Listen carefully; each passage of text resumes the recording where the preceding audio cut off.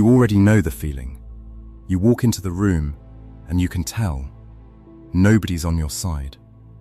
Not because they hate you, because they haven't decided you're worth the investment yet. The promotion goes to someone louder. The group project gives credit to whoever spoke first, not whoever built the thing. The family gathering has a role already assigned to you, and it isn't the one who's going somewhere. You explain yourself, and it doesn't land. You work harder, and nobody notices.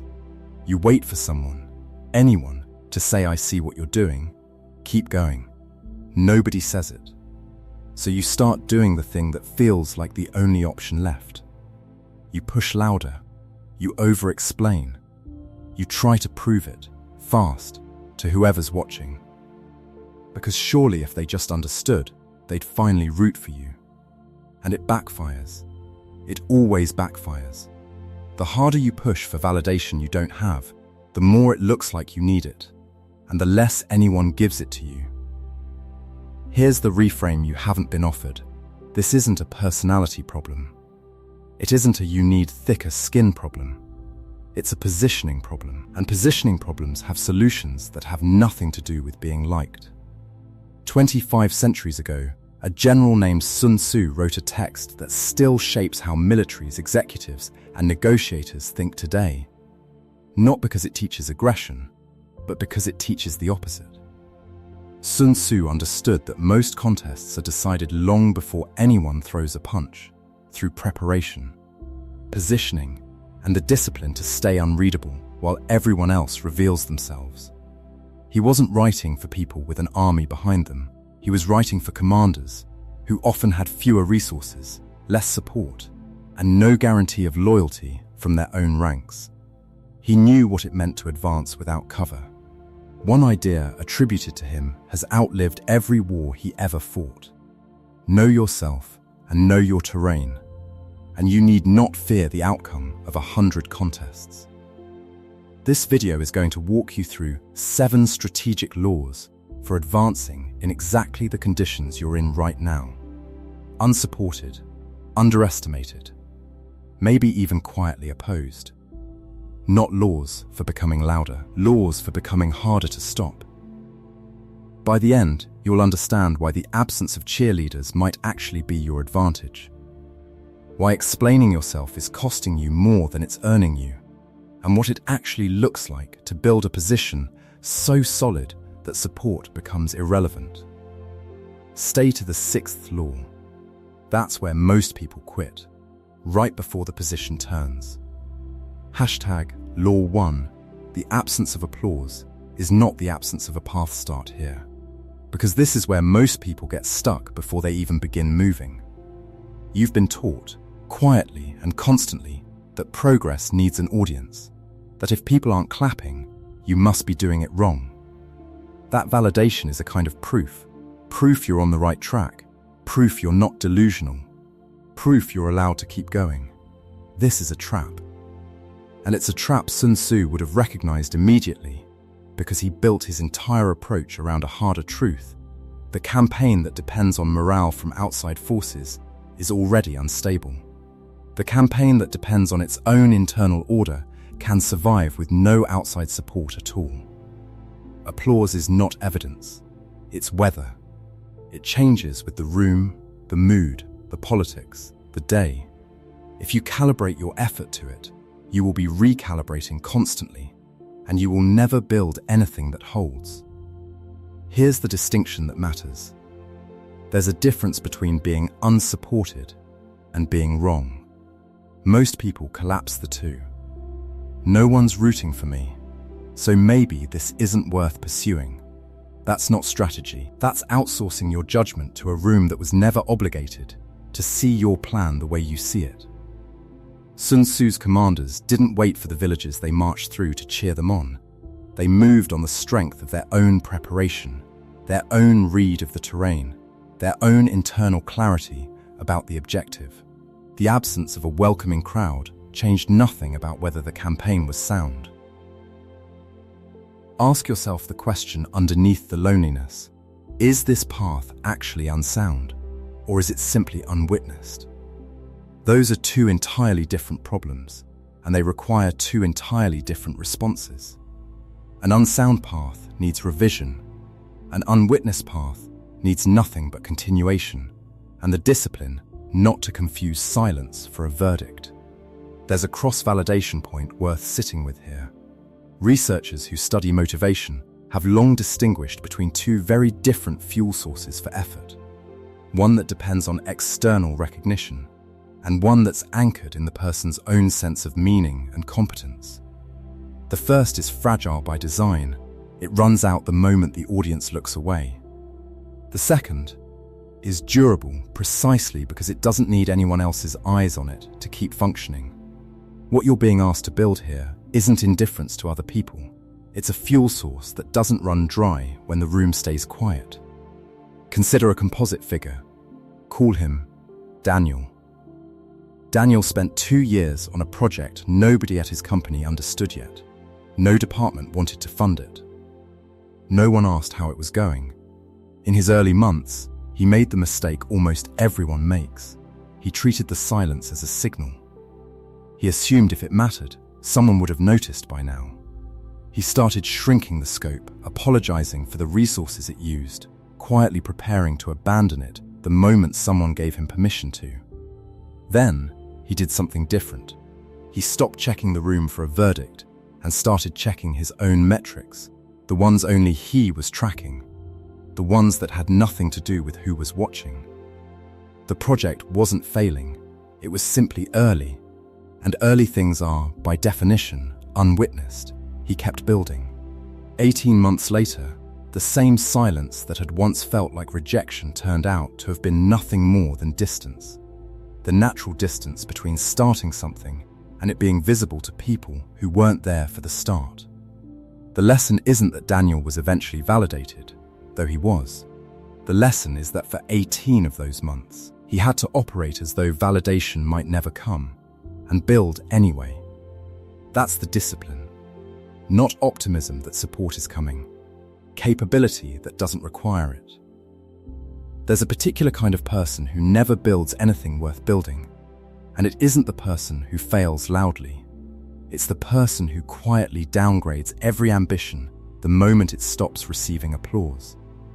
One small retreat at a time until the original goal is unrecognizable, smaller, safer, easier to justify to a room that was never actually paying attention to the original version anyway. You have almost certainly done a version of this yourself, and you probably called it being realistic. Sometimes it was. Often it was just applause dependency wearing a more respectable disguise. The way out isn't forcing false confidence. It's building a private scoreboard, metrics only you track, standards only you set, progress only you're accountable for, so that your sense of whether the path is working no longer roots through a room that has no obligation to notice you're on it. This is not the same as ignoring feedback. Real feedback, from people with actual stakes in the outcome, still matters. What doesn't matter is ambient silence from people who were never going to weigh in either way, mistaken for a verdict it was never qualified to render. Write this down as your first law: silence is not a scoreboard. Stop reading it as one, and you free up an enormous amount of energy that was going toward interpreting a room that was never actually watching that closely in the first place. #Law 2. Stop broadcasting the war before you fought it. Here's the second losing pattern, and it's one almost everyone runs when they feel unsupported. They start narrating. You feel unseen, so you tell people what you're working on. You feel doubted, so you explain your reasoning in advance. You feel underestimated, so you preview the win before it's happened, hoping that if you say it out loud enough times, someone will finally believe it, or at least stop doubting you. This does the opposite of what you want. Every time you announce intent before you have results, you give away two things you can't get back: the element of surprise and your credibility if it doesn't land exactly as described. Sun Tzu built an entire framework around the idea of appearing different from what you actually are, not to deceive for its own sake, but because revealing your full position early gives your opponents, your critics, and your doubters something to organize against. A plan that's still forming doesn't need spectators. It needs privacy. This is not about lying to people. It's about recognizing that your internal process, the doubts, the false starts, the recalibrations, the parts that aren't ready yet, is not public material.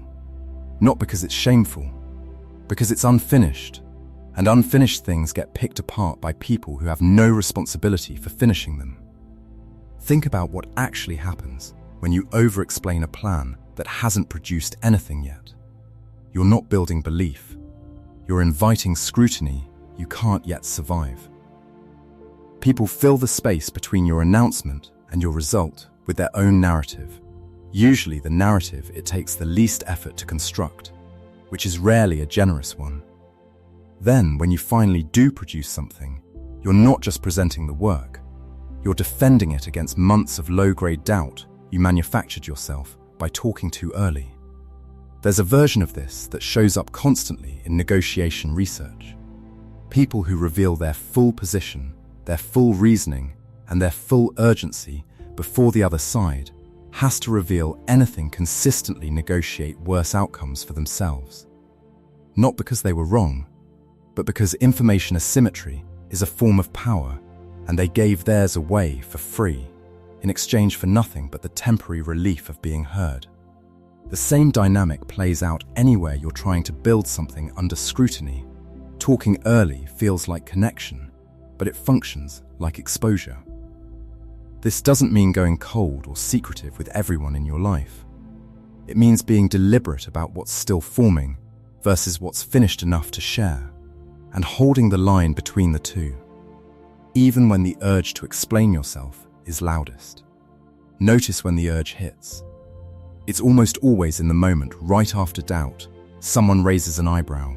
Someone asks, "How's that going?" in a tone that isn't quite kind, and your instinct is to fill the silence with justification. That instinct is the enemy here, not the doubter. The doubter forgets what you said in a week. You remember it as a debt you now feel obligated to repay with results, on their timeline, not yours. There's a subtler version of this trap worth naming directly: the difference between processing and broadcasting. Talking something through with one trusted person who has context, who isn't going to repeat it, who's helping you think, that's processing. And it's useful. Announcing your plan, your timeline, or your ambitions to a wider circle because the silence around your effort has become unbearable, that's broadcasting. And it's almost always a withdrawal disguised as a deposit. The test is simple. Ask yourself who benefits from this conversation. If the honest answer is "I need someone to witness this so it feels real," you're broadcasting, and you should treat that discomfort as information to sit with, not a problem this particular conversation is going to solve. There's also a longer-term cost to broadcasting that's easy to miss in the moment. Every early version of a plan you make public becomes a version people remember, even after you've revised it into something better. You end up managing two things at once: the actual work and the gap between what you originally said and what you eventually built. Silence early doesn't just protect the plan from premature scrutiny, it protects your future self from having to explain a version of the plan that no longer exists. Your second law: build first, narrate later, and treat your unfinished plans the way a general treats troop movements. Visible only to the people who need to know, and only when it serves the objective, not your need to be understood in the moment. Law 3. Conserve what they're trying to drain there is a specific kind of exhaustion that comes from being unsupported. And it's not the exhaustion of hard work. It's the exhaustion of constant low-grade defense, explaining, justifying, managing other people's doubt, absorbing comments that weren't even meant as attacks, but land like them anyway. This is the terrain where most people lose, not through one dramatic failure, but through 1,000 small energy leaks they never accounted for. Every unnecessary argument, every comment you couldn't let go, every time you replayed a dismissive remark in your head at 11 at night instead of sleeping. Sun Tzu's central insight about resources applies directly here. A prolonged, exhausting engagement drains the side that can least afford it, even if that side is technically right. Being correct is not the same as being resourced. You can win every individual exchange and still lose the campaign, because campaigns are won by whoever has energy left at the end, not by whoever accumulated the most technical points along the way. This means you have to start treating your energy as a finite, valuable resource that other people are, often without any bad intent, trying to spend on your behalf. Every provocation is an invitation to spend. Every well, actually from someone who isn't rooting for you, is an invitation to spend. Every slight, real or imagined, is an invitation to spend. You do not have to accept every invitation. This is not the same as suppressing how you feel. It's choosing, deliberately, which battles are worth the resource cost, and recognizing that most of them aren't, not because they don't matter emotionally, but because winning them changes nothing about your actual position. Ask before you engage, if I win this exchange completely, what changes? Often the honest answer is nothing. The person still won't root for you. Your position doesn't improve. You just feel a brief hit of vindication, followed by the bill, the hours of residual irritation, the energy that isn't available anymore for the thing that actually matters. There's a well-documented pattern in behavioral science sometimes called decision fatigue. The idea that the capacity for good judgment is not unlimited across a day, but depletes with use, regardless of how minor each individual decision feels. Every unnecessary confrontation you engage in is a withdrawal from that same limited account, and it's the account you need full when it's time to make the decisions that actually matter. Consider Mara, a composite of a pattern seen constantly. Mara worked in an environment where her ideas were routinely credited to other people. For a long stretch, she fought every instance, correcting people in meetings, sending clarifying emails, making sure everyone understood exactly who thought of what first. She was right every time. And she was, by her own account, one of the most exhausted people in the building, running on a kind of low-grade rage that colored every interaction, including the ones that had nothing to do with credit. The shift wasn't that she stopped caring about being credited. It was that she started being selective, reserving her energy for the moments that actually shaped outcomes, like performance reviews and formal proposals, and letting the small, meaningless skirmishes go uncontested. Within a few months, she had more energy for the arguments that mattered, and, this is the part people don't expect, she developed a reputation for being unflappable, which did more for how people treated her than any individual correction ever had. That's the paradox worth sitting with. The less you spend defending your position in small moments, the more formidable your position appears in the moments that count. Depletion reads as desperation. Conservation reads as strength, even when no one can articulate why. There's a practical habit worth building here, and it's less about restraint in the moment and more about recovery afterward. Even with the best discipline, you will occasionally spend energy you didn't need to. You'll take a bait you knew was bait. You'll fire off the email you regret an hour later. The instinct afterward is usually self-punishment, another layer of energy spent criticizing yourself for the first expenditure. Skip that layer. Treat the overspend the way a well-run campaign treats a costly skirmish. Assess what it cost. Adjust the plan for next time. And move forward without the additional tax of prolonged self-recrimination. The goal was never perfect restraint. It was a favorable ratio between what you conserve and what you spend over the long run of the whole campaign, not any single day of it. It's also worth naming what conservation is not. It is not suppression that builds up and eventually detonates somewhere worse. If you find yourself accumulating a backlog of unaddressed resentment, that's not strategic patience, that's a different problem. And it needs a different, more direct response, likely a conversation, not more restraint. The discipline described here applies to the constant stream of small, low-stakes provocations that don't actually threaten your position. It is not a license to absorb genuine mistreatment indefinitely in the name of composure. Your third law: not every provocation deserves a response. Guard your energy like it's the actual asset it is, because it is the one resource that, once spent, you cannot get back on the day you'll need it most. #Law 4, read the terrain, not the narrative hears, a distinction that will save you more than almost anything else in this video. The difference between your circumstances and the story you're telling yourself about your circumstances. When you feel unsupported, it is very easy to build a narrative. Nobody believes in me. I always get overlooked. This is just how it goes for people like me. And once that narrative exists, you stop reading the actual terrain and start reading the story instead.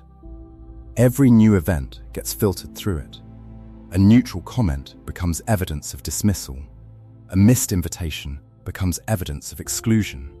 The narrative gets stronger with every piece of ambiguous data you feed it, whether or not the data actually supports it.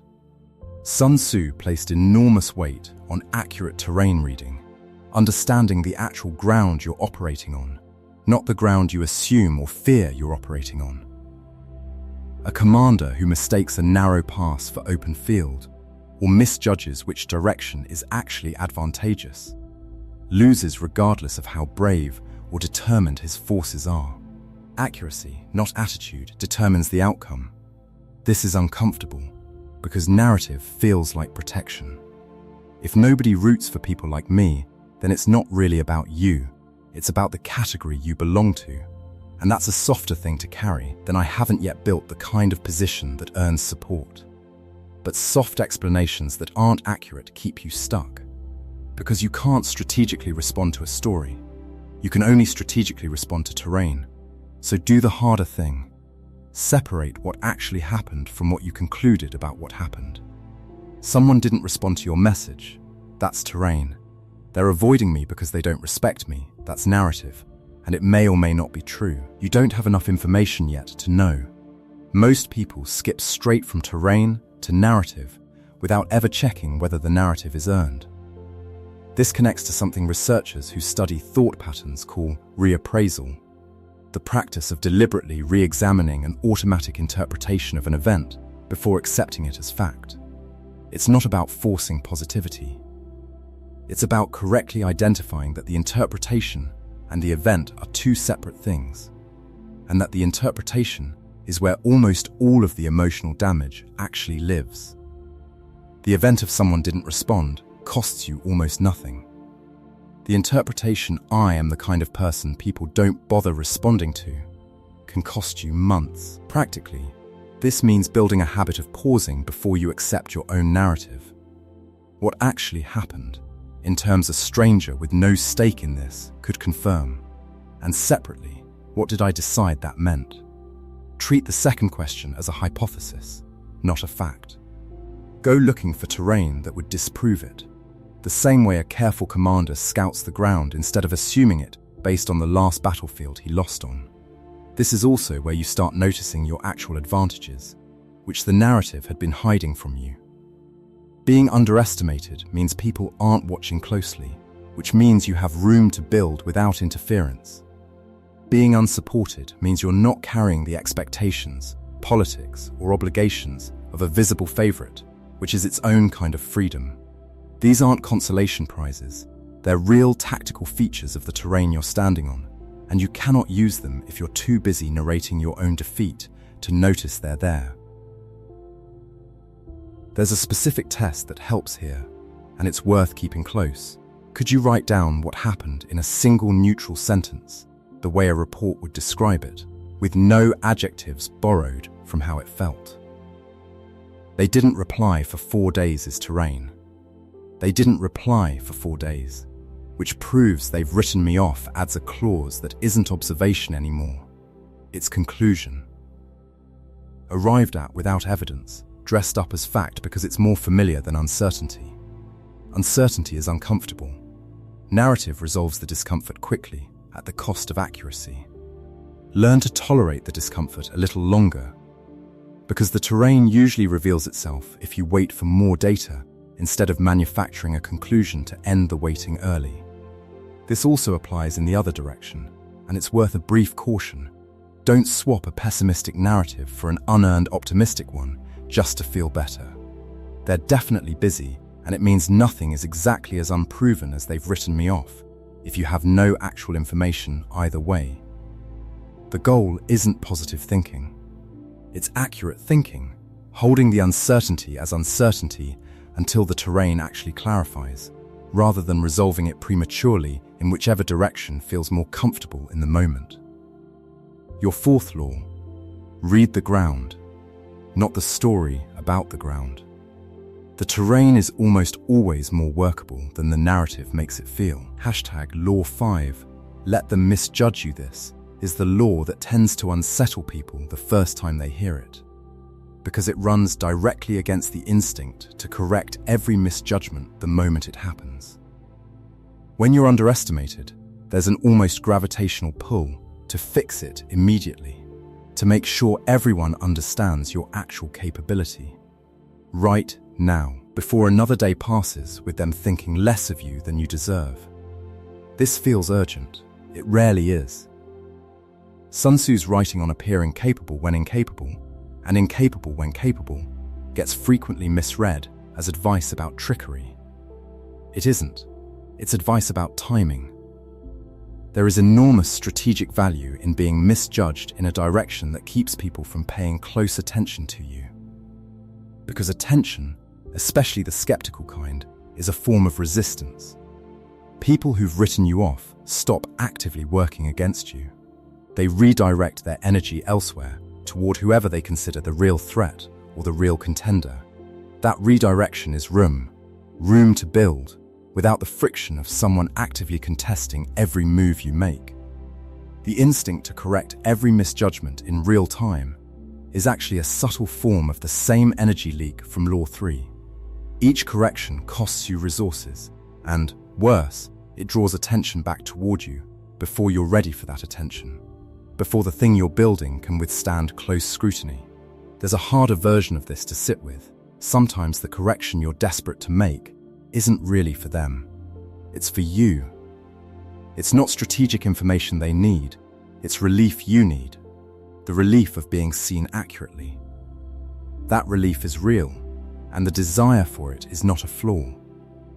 But it's worth naming clearly, because relief-seeking and strategy are not the same activity, and confusing them is how good positions get given away for a moment of feeling understood.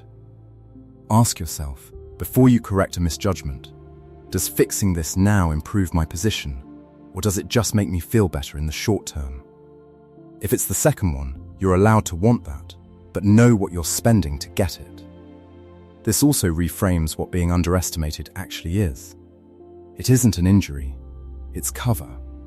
A position no one is watching closely is a position you can develop at your own pace, on your own terms, without the pressure of an audience shaping your decisions before they're ready to be shaped by anything but your own judgment. The discipline here is patience with your own reputation. Trust that accurate information eventually surfaces on its own timeline, through results, not through your explanations of results that haven't happened yet. Most people who are eventually recognized as formidable spent a meaningful stretch of time looking, to outside observers, like nothing special. That gap between actual capability and perceived capability is not a problem to solve urgently. It's a resource. Spend the gap building. Let the correction happen on its own, later carried by evidence instead of argument. Consider a composite figure. Call him Theo.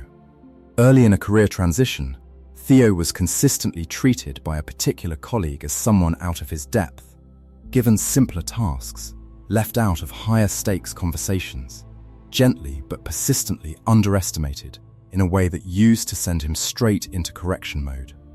Extra emails demonstrating his competence, volunteering for visibility he wasn't ready to be judged on yet, trying to close the gap between perception and reality overnight. He tried something different for one stretch of several months. Nothing. No campaign to change the colleague's mind. Just continued, quiet, unglamorous competence on the tasks he did have, without commentary. The underestimation didn't bother the colleague at all, which meant the colleague stopped watching closely, stopped double-checking his work, stopped including him in the low-level scrutiny reserved for people still being evaluated. That inattention turned out to be exactly the room Theo needed to take on a more ambitious piece of work, quietly, on the side, without anyone hovering over the early rough drafts of it. By the time it was ready to show, it didn't need defending.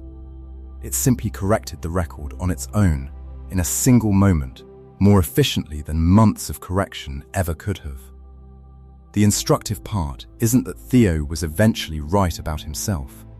It's that the underestimation, for that stretch, was functioning as camouflage, and camouflage is only useful if you don't blow it by insisting, prematurely, that everyone see you clearly. Your fifth law: don't rush to be understood. Let the misjudgment buy you room, and use the room.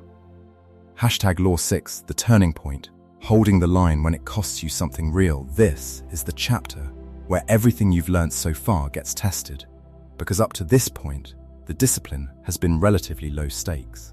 Conserving energy on small provocations, reading terrain instead of narrative, letting minor misjudgments slide, these are manageable. What happens when the stakes are no longer small?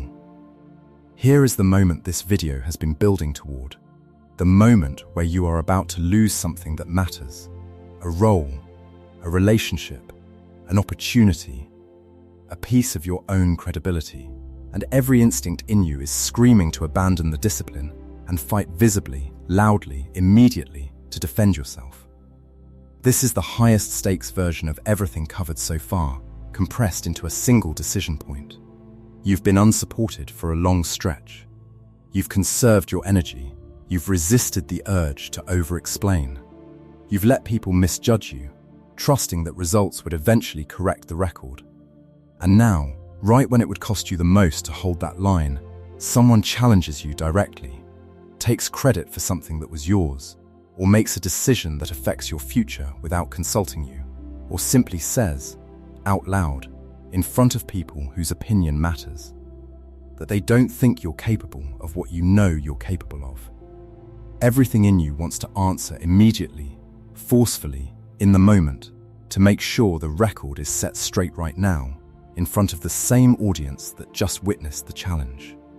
This is the single most dangerous moment in the entire arc, because it's precisely engineered, whether anyone intends it or not, to make you spend everything you've conserved in one impulsive move. Sun Tzu's teaching on this exact scenario is unambiguous. The general who can be provoked into rash action by taunts or insults has already lost something essential, regardless of what happens next. Anger is not a strategy. Anger is a tool other people can use against you, whether or not they know they're using it. Because a provoked opponent makes worse decisions than a composed one every single time, without exception. It helps to understand what's actually happening in your body in that moment, because it isn't purely psychological. A direct public challenge triggers a fast, physical activation, heat, a tightening in the chest, an urgent pull toward immediate action that evolved for a completely different kind of threat than the one you're actually facing. That activation is not wrong to feel. It is, however, an unreliable narrator about what your next move should be, because it's optimized for speed, not for accuracy, and speed is exactly what this moment does not reward. Recognizing the activation for what it is, a physical reflex, not a strategic signal, is often enough, by itself, to create the half-second of separation you need to choose deliberately instead of reflexively. This does not mean doing nothing. Passivity here is its own failure. Letting a real, consequential challenge go completely unaddressed can cost you exactly as much as an impulsive overreaction, just more slowly. The discipline isn't silence. The discipline is timing. The discipline is choosing your response with the same care you'd use to choose a battlefield, not the moment they hand you, but the moment you choose, on ground you've selected. with a response you've actually thought through instead of one adrenaline wrote for you in real time. Here's what this looks like in practice. In the actual moment it's hardest to do, you feel the urge to answer immediately. You notice it, name it, even internally. This is the provoked response. This is the one they didn't have to plan for me to make, because it's the one almost everyone makes. And then you do something that feels almost unbearably difficult in the moment. You let the silence sit. You don't fill it. You don't perform composure for the room. You actually take the beat you need, even if it's uncomfortable, even if someone reads the pause as weakness. Let them. A pause misread as weakness by people who don't understand what they're witnessing is not a cost. It's more room, the same room Law 5 described, just delivered at maximum pressure this time. Then, later, not never, later, you respond, but on your terms. Through the result that proves the point without your having to argue it. Through the private conversation, instead of the public one. Through the version of the response that serves your actual position, instead of your immediate need for the room to see you win the exchange. This is the hardest thing this entire video asks of you, because it asks you to absorb a real hit, in a real moment, in front of people whose opinion genuinely matters to your future, and not spend your position trying to erase the sting of it immediately. It asks you to trust that composure under a direct, public challenge reads, eventually, as something far more powerful than any comeback could have. Because everyone in that room, whether they say so or not, is quietly calculating who stayed in command of themselves and who didn't. There's a reason self-regulation under acute stress is one of the most studied capacities in performance psychology. The ability to take a beat before responding under pressure consistently separates people who make good decisions in high-stakes moments from people who make decisions they later regret. It isn't a personality trait some people are simply born with. It's trained, specifically, in moments exactly like this one. Moments where the cost of restraint feels enormous and the reward is invisible until much later. You will not feel triumphant in this moment. You will feel like you're losing, like the silence is costing you something, like everyone in that room is updating their opinion of you downward while you say nothing. That feeling is not information about the outcome. It's just what discipline feels like from the inside, before the results have had time to arrive and correct the record on your behalf. There's an aftermath to this moment that deserves its own attention, because the discipline doesn't end the second the room moves on to something else. You will likely replay the exchange afterward, probably more than once, second-guessing the silence, drafting the comeback you didn't say, wondering if restraint actually read as strength or simply as capitulation. This replaying is normal. It is not evidence that you made the wrong call. The mind revisits high-stakes moments regardless of whether the outcome was good. That's simply what threat-adjacent memory does. Let the replay happen without treating it as a verdict on your decision. The decision was sound at the time you made it, with the information you had, under the actual constraint of not knowing yet how it would land. That's the only fair standard to judge it by, not hindsight, and not the anxious rehearsal your mind runs afterward out of habit. Then comes the part that requires its own kind of discipline, choosing when and how to actually deliver the delayed response, the one you postponed instead of abandoned. This should not be indefinite. Holding the line in the moment was never meant to become permanent silence. That would just be a slower version of the same collapse into passivity described earlier in this video. At some point, on ground you've chosen, you address it, through a private conversation that doesn't require an audience to validate it. Through a body of results that quietly closes the argument without your having to reopen it verbally at all. Through a boundary stated once, calmly, well after the adrenaline has cleared, carrying far more weight than anything said in the heat of the original moment ever could have. Hold it anyway. This is the chapter that determines whether everything else in this video was theory or practice. This is where composure stops being a nice idea and becomes the thing that actually protects your position when it matters most. Law 7.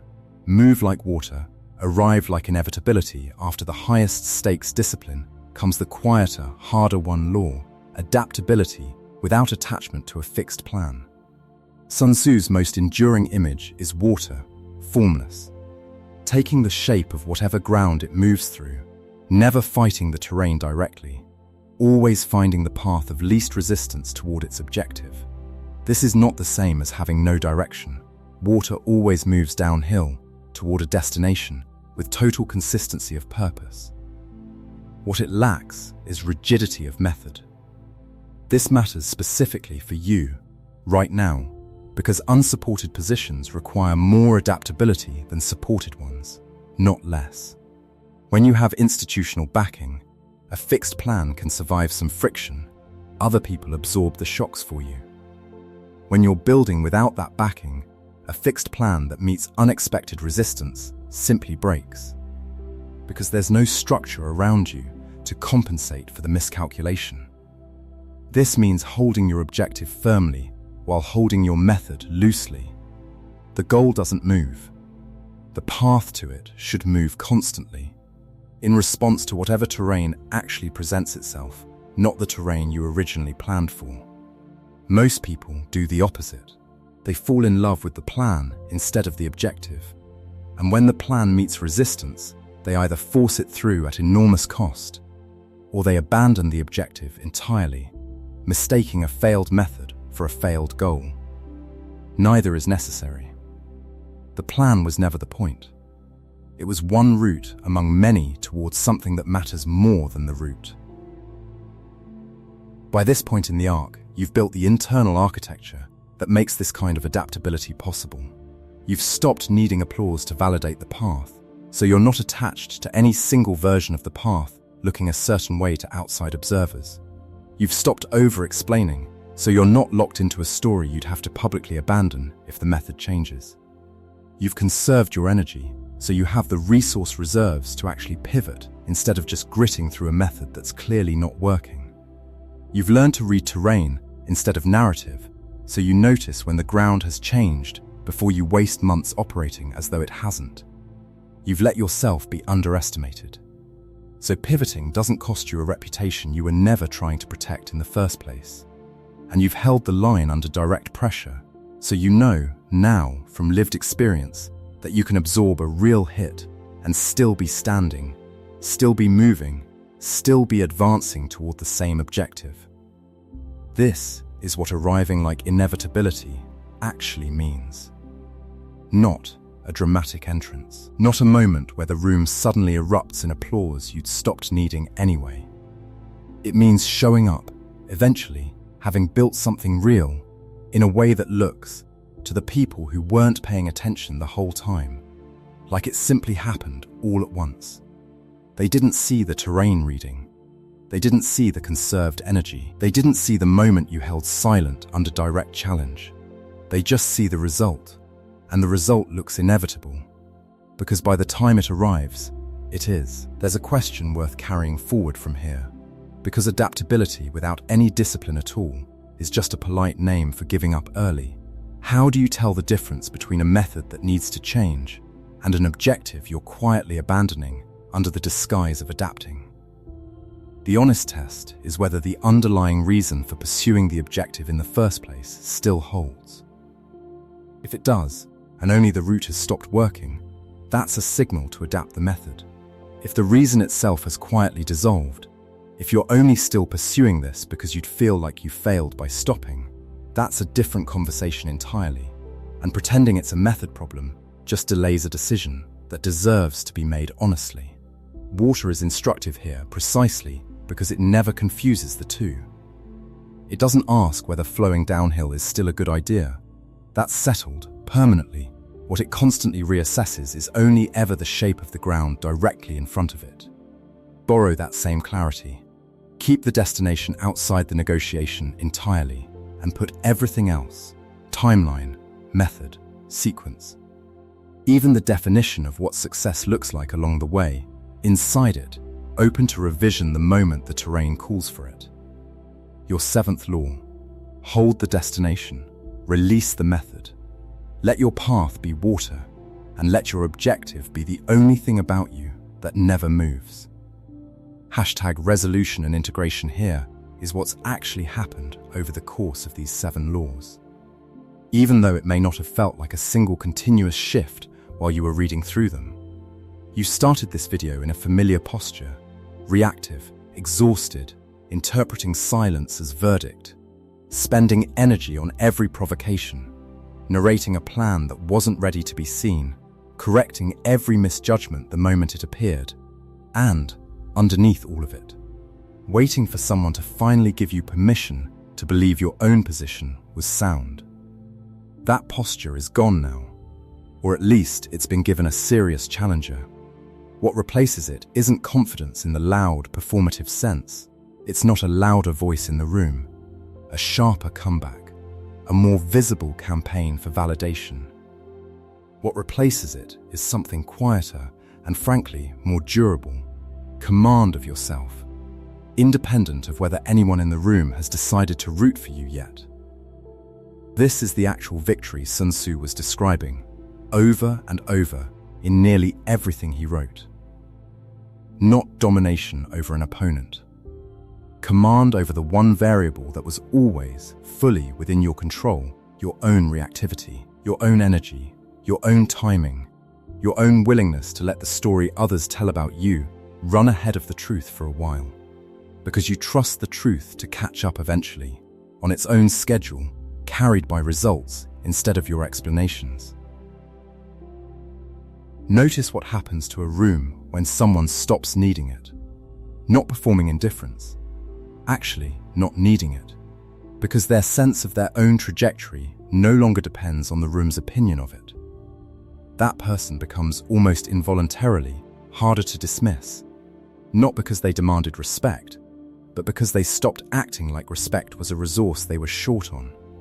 People recalibrate around composure faster than they recalibrate around argument. You cannot argue your way into being taken seriously nearly as efficiently as you can. Simply become the kind of person whose seriousness doesn't require argument. This doesn't mean the external support arrives on any particular timeline. It might arrive faster than you expect, once your position is solid enough that people notice it without your pointing at it. It might take longer than feels fair, and there will be stretches where the old exhaustion tries to return, where a bad week makes the silence feel like verdict again, where you catch yourself starting to over-explain before you catch yourself catching yourself. That's not failure. That's the ongoing practice, not a one-time transformation you complete and then never have to revisit. What you now have that you didn't have before is a framework for those moments. When the silence returns, you know to ask whether the path is actually unsound or simply unwitnessed. When the urge to narrate returns, you know to ask whether you're building or just seeking relief. When a provocation lands, you know to ask what changes if you win the exchange completely. When a misjudgment stings, you know to ask whether correcting it serves your position or just your immediate comfort.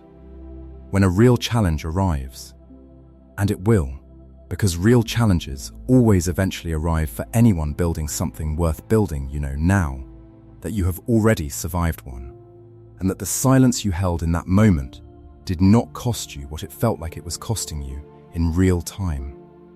This is what quiet, contained power actually looks like from the inside. It is not the absence of feeling. You will still feel the sting of being overlooked, the frustration of being underestimated, the urge to defend yourself loudly when someone challenges you unfairly. The difference is that feeling it and acting on it immediately are no longer the same event. There's space between them now, the space you built, law by law, through this entire video. And in that space is where every strategic decision that actually matters gets made. No one needs to root for you for this to work. That was always the quiet premise underneath everything Sun Tzu wrote. And it's the premise underneath everything you've just walked through. Support is not the mechanism. Self-command is the mechanism. Support, when it eventually shows up, is just a byproduct, a reasonably predictable one, but never the thing you were actually building, and never the thing you needed in order to keep building. There's one more shift worth naming clearly, because it tends to arrive last, quietly, after the others have already settled in. At some point, you stop measuring your progress against the question of whether people are rooting for you, and you start measuring it against the question of whether you'd still be proud of how you handled this if no one ever fully understood what it cost you. That's a harder standard in some ways. Nobody's grading you against it, but you, and it's also a far more stable one, because it doesn't fluctuate with the room. It doesn't have a good week or a bad week depending on who noticed you. It's simply available, all the time, as the measure that actually matters. This is also, in its own way, the most honest description of what self-mastery has meant throughout everything covered here. Not becoming impervious to how it feels to be overlooked. Not pretending the sting isn't real when someone doubts you unfairly. Just building the internal structure that lets you feel all of it fully and still choose your next move deliberately instead of having the feeling choose it for you. That structure doesn't remove the difficulty of the terrain you're operating on. It just makes you considerably harder to move off course while you're crossing it. You were never actually as unsupported as it felt. You were simply carrying the entire operation on internal resources the whole time without realizing that was the design, not the deficiency. If you've made it this far, you already understand something most people never let themselves learn. The room's opinion was never the terrain that mattered. Your own discipline was. If this framework gave you language for something you've been carrying quietly, consider staying around for the next one. This channel exists for exactly this kind of practice, one principle at a time. Built by people who are doing the same quiet work you are, mostly without applause, mostly without an audience, and entirely without needing one to keep going. Subscribe if you want to keep building that practice together. Not because one video demands it, but because the discipline holds better when it's not held alone. You don't need the room. You never did. That's how you get ahead, when no one is rooting for you.